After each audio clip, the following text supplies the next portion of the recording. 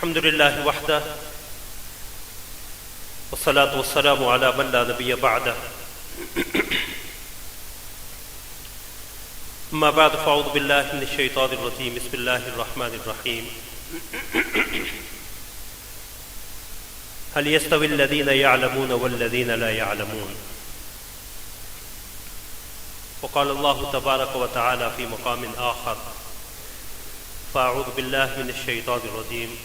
وقل رب زدني علما صدق الله العظيم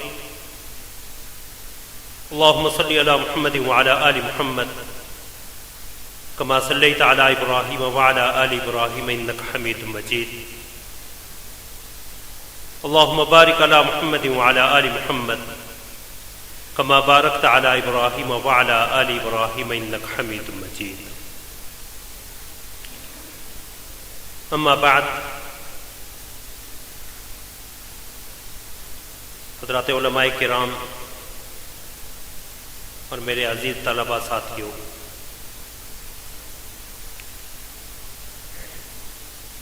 مجھے جس موضوع کے حوالے سے کچھ کلمات کہنے کا حکم دیا گیا ہے اس کی اگر صحیح تعبیر اختیار کی جائے تو دینی اور عصری علوم کی اہمیت اور معنویت ہے۔ ایک طالب علم کی حیثیت سے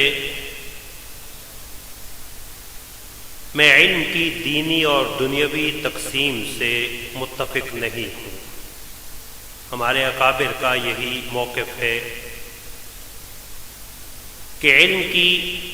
یہ تقسیم کہ یہ دینی علم ہے، یہ دنیاوی علم ہے، یہ اپنی تعبیر کے اعتبار سے زیادہ مناسب نہیں۔ اس کے لیے بہترین تعبیر دینی اور عصری علوم ہیں۔ دین کی بنیاد تو قرآن و سنت ہے اور عصری علوم وہ ہر زمانے کے تقاضوں اور ضرورت کے مطابق بدلتے رہتے ہیں۔ قرآن کریم نے دین و دنیا میں کوئی تفریق نہیں رکھی۔ قرآن و حدیث کی جامع ترین دعا ربنا آتنا فی الدنیا حسنہ وفی الآخرۃ حسنہ وقنا عذاب النار۔ اس لیے حضرات علماء نے لکھا ہے کہ اگر علم کی صحیح تقسیم کو مد نظر رکھا جائے تو وہ علم نافع اور غیر نافع کی تقسیم ہے۔ وہ علم جو انسان کو اللہ رب العزت کی معرفت عطا کرے، رسول اللہ صلی اللہ علیہ وسلم کی محبت و عقیدت اور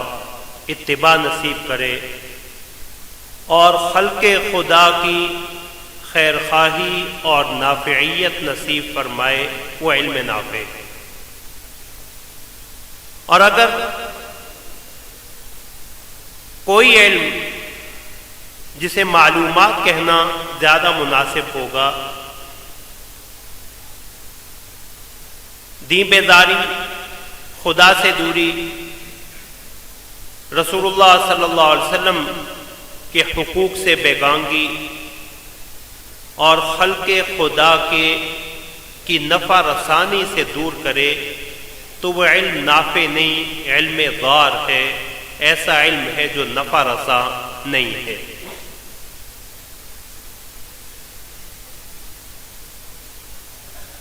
رسول اللہ صلی اللہ علیہ وسلم کی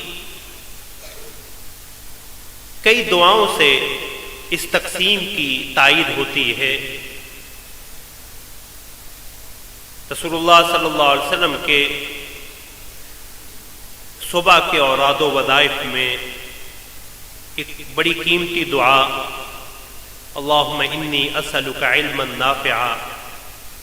ورزقا واسعا وعملا متقبلا، اے اللہ میں تجھ سے علم نافع مانگتا ہوں۔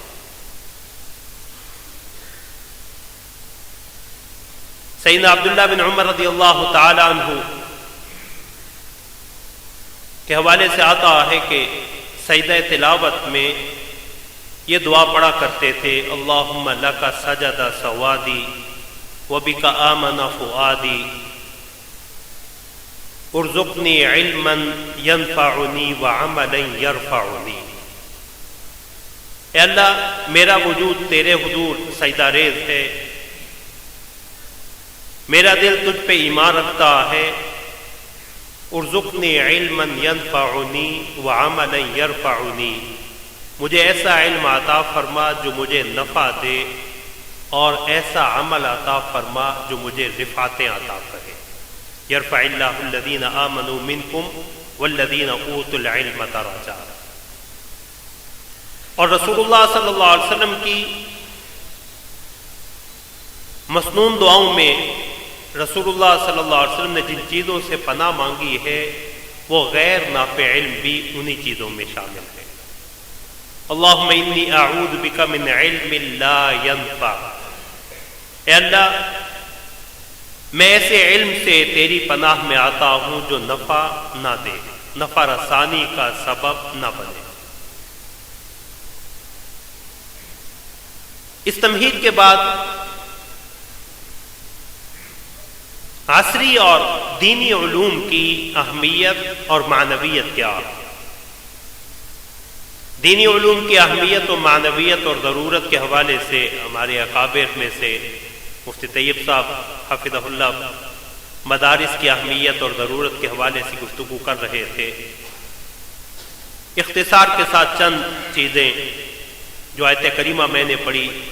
هل يستوي الذين يعلمون والذين لا يعلمون، علم والے اور بغیر علم کے برابر نہیں ہو سکتے۔ من سلک طریقا یلتمس فیہ علما سلک اللہ بہ طریقا الی الجنہ، جو علم کی راہ پہ چلتا ہے اللہ اسے جنت کے راستوں پہ چلا دیتے ہیں۔ سورہ ترمذی کی ایک حدیث میں من خرج فی طلب العلم فہو فی سبیل اللہ حتی یرجع، کہ جو علم حاصل کرنے کے لیے نکلتا ہے وہ ایسے ہی ہے جیسے اللہ کی راہ میں جہاد کرنے نکلا ہو، یہاں تک کہ وہ طلب علم سے فارغ ہو کے واپس آ جائے۔ اور یہی وہ تحفہ ہے جو کسی بھی والد کا اپنی اولاد کے لیے سب سے بہترین تحفہ ہے۔ رسول اللہ صلی اللہ علیہ وسلم نے فرمایا ما نحل والد ولدا نحلتا افضل من ادب حسن، کسی بھی والد نے اپنی اولاد کو کبھی بھی اچھی تعلیم اور اچھی تربیت سے بہتر کبھی کوئی تحفہ نہیں دیا۔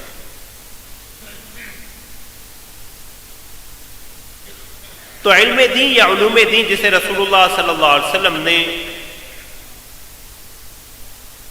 اللہ رب العزت کے خیر کے ارادے سے تعبیر فرمایا من یرید اللہ بہ خیرا یفقہہ فی الدین، اللہ جس کے ساتھ خیر کا ارادہ فرماتے ہیں اسے دین کی سمجھ بوجھ عطا فرما دیتے ہیں۔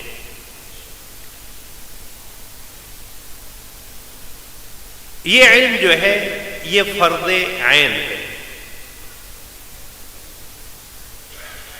دین اسلام کا اور علم کا رشتہ کبھی جدا نہیں ہو سکتا۔ اقرأ بسم ربک الذی خلق، پہلی وحی، اور اس ماحول میں جہاں بچیوں کو زندہ درگور کیا جا رہا ہے، جہاں مرکز توحید بیت اللہ میں سینکڑوں بت پڑے ہوئے ہیں، جہاں نبوت اور رسالت کا کوئی تصور نہیں، آخرت کا کوئی تصور نہیں، اللہ رب العزت نے ان اساسیات دین کی تعلیم کے بجائے پہلی تعلیم جو دی ہے وہ اقرأ بسم ربک الذی خلق کی دی، اور مطلقاً اقرأ نہیں فرمایا کہ پڑھو، بلکہ اپنے رب کے نام سے پڑھو جس نے پیدا کیا۔ خلق الانسان من علق، اگلی آیت کریمہ بھی یہ علم کی اسی تقسیم کی طرف اشارہ کرتی ہے کہ یہ علم اگر تمہیں اپنے خالق کی پہچان کروا رہا ہے تو یہ علم نافع ہے، اور اس خالق کی پہچان کے لیے ذرا اپنے تخلیقی مراحل پہ غور کر لو کہ تمہیں جمے ہوئے خون سے گوشت کے ایک لوتھڑے سے کس طرح اس نے وجود بخشا، فجعلناہ سمیعا بصیرا، یہ سنتا دیکھتا انسان بنایا۔ اور اقرأ وربک الاکرم الذی علم بالقلم علم الانسان ما لم یعلم، پڑھو اور تیرا رب بڑا کرم والا ہے۔ اس میں اشارہ اس بات کی طرف ہے کہ علم اللہ کی عطا کے بغیر حاصل نہیں ہوتا۔ الذی علم بالقلم، اور اس معاشرے میں کہ جب یہ آیت کریمہ نازل ہوئی تو شاید ہی چند گھر ہوں جن میں قلم تلاش کرنے سے مل سکتا ہو، کہ لکھنے لکھانے کا عام رواج اس وقت تھا ہی نہیں، لیکن قرآن نے اس وقت بھی ذریعہ علم قلم کو جو ہے وہ ذکر کر کے علم کی اسی وسعت کی طرف اشارہ کیا کہ آنے والے زمانے میں علم کے طرق، علم کے اسالیب، علم کے مناہج مختلف ہوتے رہیں گے۔ اس لیے فرمایا علم الانسان ما لم یعلم، انسان کو ان چیزوں کا علم دیا جس سے وہ آگاہ نہیں ہے۔ اس میں علم کی انہی وسعتوں کی طرف اشارہ ہے جسے آج ہم عصری علوم سے تعبیر کرتے ہیں۔ یہ عصری علوم کوئی دینی علوم سے الگ چیز نہیں ہے۔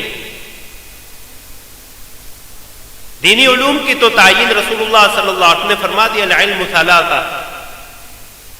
آیۃ محکمہ وسنۃ قائمہ او فریضۃ عادلہ، کہ علم حقیقی تین ہی چیزوں میں پوشیدہ ہے، تین ہی چیزوں میں محدود ہے۔ وہ کتاب اللہ کا علم ہو سکتا ہے، سنت رسول کا علم ہو سکتا ہے، حدیث نبوی کا علم ہو سکتا ہے، یا علم فرائض، وراثت یا قیاس کی طرف بعض محدثین نے فرمایا اشارہ ہے، یا بعد میں سے علم حساب کی طرف اشارہ بتلایا۔ وما سوا ذلک فہو فضل، یہ وہ حدیث ہے جو دینی اور عصری علوم کی تقسیم میں بنیاد کی حیثیت رکھتی ہے، کہ یہ علوم جن کا منبع و ماخذ قرآن و حدیث ہے، وراثت کی تقسیم کے لیے علم فرائض ہے، یہ اصل علم ہے۔ وما سوا ذلک فہو فضل، اور اس کے علاوہ جو کچھ ہے وہ مزید فضیلت کا باعث تو بن سکتا ہے، برتری کا باعث تو بن سکتا ہے، لیکن وہ علم حقیقی اور مقصود حقیقی نہیں بن سکتا۔ اس لیے اگر میں آسان لفظوں میں کہوں تو دینی علوم مقصود اصلی ہے۔ قرآن کریم کی تعلیم، علوم تفسیر، علوم قرآن، حدیث، علوم حدیث، فقہ، سیرت، تاریخ، عقائد، یہ علوم جو ہے جس کا منبع و سرچشمہ قرآن و حدیث ہیں، یہ مقصود حقیقی ہے۔ اور اس کے علاوہ ہر زمانے کے جو عصری علوم ہیں ان کی حیثیت وسائل کی ہے، ذرائع کی ہے، اصل علم کی نہیں ہے۔ اور یہ بہت بڑی غلط فہمی، ایک غیر منصفانہ عمل ہے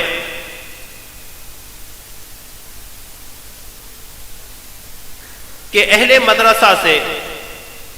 قرآن و حدیث پڑھنے والوں سے، آپ کے اس جامع دارالارشاد والاحسان یا ہمارے دیگر مدارس، اللہ انہیں تا صبح قیامت قائم رکھے، آباد رکھے، یہاں سے یہ مطالبہ کہ یہاں سے سائنسدان پیدا کیوں نہیں ہوتے، انجینئر پیدا کیوں نہیں ہوتے، ڈاکٹرز پیدا کیوں نہیں ہوتے، یہ وہی ذہنی دیوالیہ پن ہے یا احمقانہ اور بچگانہ سوال ہے کہ کہ آپ میڈیکل کالج سے مطالبہ کریں کہ وہ انجینئر پیدا کرے اور انجینئرنگ یونیورسٹی سے مطالبہ کریں کہ وہ ڈاکٹر پیدا کرے۔ مدرسہ کا مقصد ڈاکٹر اور انجینئر پیدا کرنا نہیں ہے، مدرسہ کا جو مقصد ہے بحمداللہ مدارس روز اول سے اپنے اس مقصد کو پورا کر رہے ہیں، اور ہمارے اکابر اور اسلاف کے اخلاص اور دعاؤں سے انشاءاللہ کرتے رہیں گے۔ لیکن اس کا یہ مطلب بھی نہیں کہ ہم عصری علوم کی اہمیت کو یکسر نظر انداز کر دیں، اور یہ تقسیم بھی آپ رسول اللہ صلی اللہ علیہ وسلم کے عہد مبارک اور اس کے بعد کے قرون خیر میں دیکھیں، وہ غرناطہ و قرطبہ ہو، مصر ہو، شام ہو، حلب ہو، دمشق ہو، فاس ہو، جتنے بھی مراکز تعلیم تھے وہاں دینی علوم کے ساتھ عصری تعلیم بھی دی جاتی تھی۔ اب وہ عصری تعلیم اس زمانے کی مناسبت سے تھی، اور یہ بنیاد بھی ہمیں کتاب و سنت سے ہی، رسول اللہ صلی اللہ علیہ وسلم کے طرز عمل سے ہی، آپ کی رہنمائی سے ہی ملی۔ حضرت زید بن ارقم رضی اللہ تعالیٰ عنہ خود رسول اللہ صلی اللہ علیہ وسلم نے حکم دیا کہ عبرانی زبان سیکھو، اور بعض روایات میں تو آتا ہے کہ حضرت زید بن ارقم رضی اللہ تعالیٰ عنہ کو 6 زبانوں پہ عبور تھا۔ اب یہ دیگر زبانیں، خواہ وہ کتاب و سنت کی اصل زبان عربی ہو جس کا سیکھنا امام ابن تیمیہ رحمۃ اللہ علیہ کے بقول واجبات میں سے، یا دیگر زبانیں ہوں اس زمانے کی زبانیں، وہ انگریزی ہو یا دیگر زبانیں ہوں، اور اس کی وجہ یہ ہے رسول اللہ صلی اللہ علیہ وسلم نے بھی حضرت زید بن ارقم رضی اللہ تعالیٰ عنہ کو جو زبان سیکھنے کا حکم دیا، اس کی وجہ یہ کہ اہل کتاب یا دیگر اس وقت کے جو ممالک تھے، بادشاہتیں تھیں، ان سے جو خطوط آتے تھے انہیں پڑھ کے صحیح مفہوم جانا جائے اور اسی مفہوم کو جان کے صحیح جواب دیا جا سکے۔ آج بھی ان عصری علوم کی حیثیت یہی ہے کہ آج الحاد اور دہریت کا علوم نبوت پہ حملہ ہے، خواہ وہ استشراق کی صورت میں ہو، الحاد اور بے دینی کی صورت میں ہو۔ جب تک آپ اعتراضات اور اشکالات کو نہیں سمجھیں گے اس وقت تک آپ ان کے شافی اور کافی جواب نہیں دے سکتے۔ اس لیے اپنی بات کو سمیٹتے ہوئے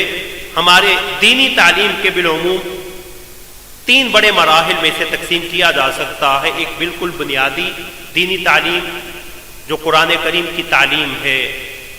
قرآن کریم کا حفظ ہے، اس میں بھی جدید طرق تعلیم سے، تدریس کے طریقوں سے تو استفادہ کیا جا سکتا ہے، لیکن بنیاد، منہج، نصاب اور نظام ہمارے پاس رسول اللہ صلی اللہ علیہ وسلم کے زمانے سے لے کے آج تک ایک تسلسل کے ساتھ موجود ہے، اس میں ہمیں کسی کی طرف دیکھنے کی ضرورت نہیں ہے۔ دوسرا مرحلہ ہمارے مدارس کا، اسے آپ درجہ کتب کہہ لیں، درس نظامی کہہ لیں۔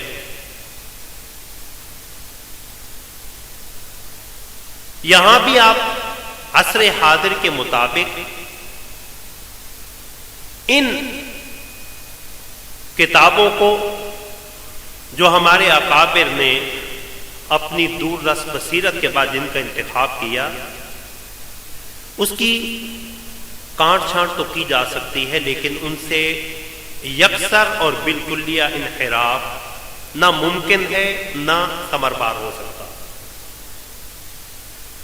اب یہاں ان علوم کو سمجھنے کے لیے جو جدید ذرائع ہیں، اب کمپیوٹر کا دور ہے، آپ اس سے فائدہ اٹھا سکتے ہیں، جدید طرق تعلیم ہے اس سے فائدہ اٹھا سکتے ہیں، لیکن ہمارے پاس منہج نصاب وہی ہے جو ہمارے اکابر نے ہمیں دیا ہے۔ اس میں وقتی ضرورت اور تقاضوں کے مطابق کچھ موڈیفیکیشن، کچھ تبدیلی تو کی جا سکتی ہے، لیکن اصل نصاب کو نہیں چھیڑا جا سکتا۔ تیسرا مرحلہ ہے اختصاص کا، جسے آج کی دنیا میں اسپیشلائزیشن کہتے ہیں۔ میڈیکل سائنس کا ہر طالب علم ڈاکٹر تو بنتا ہے، لیکن اس کے بعد کوئی آنکھوں کا ڈاکٹر بن رہا ہے، کوئی سرجن بن رہا ہے، یہ اسپیشلائزیشن ہے۔ افتاح ہو، درجہ افتاح ہو، تخصص ہو، یہاں ضرورت اس بات کی ہے کہ عصری تقاضوں کو مد نظر رکھتے ہوئے، بنیاد ہمارے پاس وہی ہے، لیکن عصری تقاضوں کو مد نظر رکھتے ہوئے آج کے دور کے جو دین اسلام پہ اٹھائے جانے والے نت نئے سوالات ہیں، اشکالات ہیں، اعتراضات ہیں، انہیں طلباء کے لیے آسان فہم انداز میں بتلانا اور اس محاذ پہ کام کے لیے تیار کرنا، یہ اس وقت کی بہت بڑی ضرورت ہے، جس کا بحمدللہ ہمارے اکابر کو ادراک بھی ہے اور اس پہ الحمدللہ کام بھی ہو رہا ہے۔ لیکن عصری علوم کے نام پہ، یا اسے دوسری تعبیر دنیاوی علوم کے نام پہ، علوم دینیہ کی قربانی نہیں دی جا سکتی، اور نہ عصری علوم کو مدارس کے نصاب کا ایسا حصہ بنایا جا سکتا ہے کہ جس سے مدارس کا نظام اور مزاج بدل جائے۔ یہ خلاف حقیقت بھی ہے، خلاف عقل بھی۔ میں اپنی گفتگو کا اختتام جو ہے اسی حوالے سے دو نقطہ نظر جو 1857 کی جنگ آزادی کے بعد، کیونکہ میں نے عرض کیا کہ تاریخی تسلسل میں یہ دونوں علوم دینی اور عصری یکساں اور برابر چلتے رہے، ان میں کوئی تعارض کبھی بھی نہیں رہا۔ یہ آج کے فتنہ پرور ذہن کی اختراع اور پیداوار ہے، کیونکہ ان میں ایک کا درجہ مقصود حقیقی کا ہے، دوسرے کا وسیلے کا ہے۔ علوم دینیہ مقصود ہیں اور عصری علوم وسیلہ اور ذریعہ ہے، اور وسیلہ اور ذریعہ کبھی بھی مقصود کا درجہ نہیں لے سکتا۔ مفکر پاکستان علامہ اقبال رحمۃ اللہ علیہ نے ایک جگہ تحریر کیا ہے کہ ان مدرسوں کو ان کی حالت پہ چھوڑ، ان مدرسوں کو ان کی حالت پہ چھوڑ دو، یہاں غریب بچوں کو پڑھنے دو، کیونکہ اگر تم نے ان مدرسوں کے اثرات سے قوم کو محروم کیا تو اس کا انجام انتہائی خطرناک ہوگا، اور وہ انجام وہی ہوگا جو علامہ اقبال کے بقول انہوں نے کہا کہ میں اپنی آنکھوں سے دیکھ کے آیا ہوں۔ کہاں؟ اسپین میں، اندلس میں، کہ جب 800 سالہ حکومت کے بعد، 800 سال اسلامی حکومت رہی ہے وہاں، جب انہیں اسلامی تعلیم کے اثرات سے محروم کیا گیا، تو آج وہاں الحمرا کی تاریخی عمارات یا قرطبہ اور غرناطہ کے کھنڈرات کے علاوہ اسلامی تہذیب و تمدن کا کوئی نشان بھی نہیں ملتا۔ تو یہی ارباب مدرسہ کی ہمیشہ سے گزارش رہی ہے کہ ہمیں ہمارے حال پہ چھوڑ دو، ہمیں عصری علوم کی اہمیت اور ضرورت سے انکار نہیں ہے۔ اسی کو عصری اور دینی علوم کے امتزاج کے سب سے بڑے داعی شبلی نعمانی، ان کی تحریریں خطبات شبلی نعمانی میں اگر آپ دیکھیں اہل علم بیٹھے ہیں، تو انہوں نے جہاں مدارس میں جدید عصری علوم کی ضرورت پہ پہ زور دیا ہے، وہاں انہوں نے بڑے واضح الفاظ میں یہ لکھا ہے کہ عصری تعلیم کے مراکز دین کی بنیادی تعلیم سے بھی نابلد ہے، دین کی بنیادی تعلیم سے۔ تو کہا کہ اس لیے ایک ایسا قومی تعلیمی نصاب ضرور ہونا چاہیے جو ہر تعلیم حاصل کرنے والا پڑھے اور وہ اس کی بنیاد کتاب و سنت ہو، کیونکہ یہ ہر مسلمان کے لیے کہ مسلمان کو کیسا ہونا چاہیے، اس کا خالق کے ساتھ کیا تعلق ہوگا، پیغمبر کے ساتھ کیا تعلق ہوگا، بندوں کے ساتھ کیا تعلق ہوگا، یہ کتاب و سنت ہی متعین کرے گی۔ اب اس کے بعد جب تخصص کا اسپیشلائزیشن کے لیے عصری علوم میں کوئی میڈیکل سائنس میں جانا چاہتا ہے، کوئی انجینئرنگ میں جانا چاہتا ہے، اور یہ سارے معاشرے کی ضرورت ہیں، اسلام نے ان کی نفی نہیں کی، لیکن ان شعبوں سے وابستہ افراد کے لیے ان کا کہ دین کے 3 شعبوں کی تعلیم از حد ضروری ہے، ورنہ مسلمان اپنے قومی اور ملی تشخص کو تباہ کر بیٹھے۔ وہ کیا ہے؟ قرآن و حدیث، عقائد اور سیرت و تاریخ۔ تو میں اپنی گزارشات وقت کی قلت کی بنا پہ یہی ختم کرتا ہوں کہ علوم دینیہ ہمارا مقصود حقیقی ہے، اور اس کا حاصل کرنا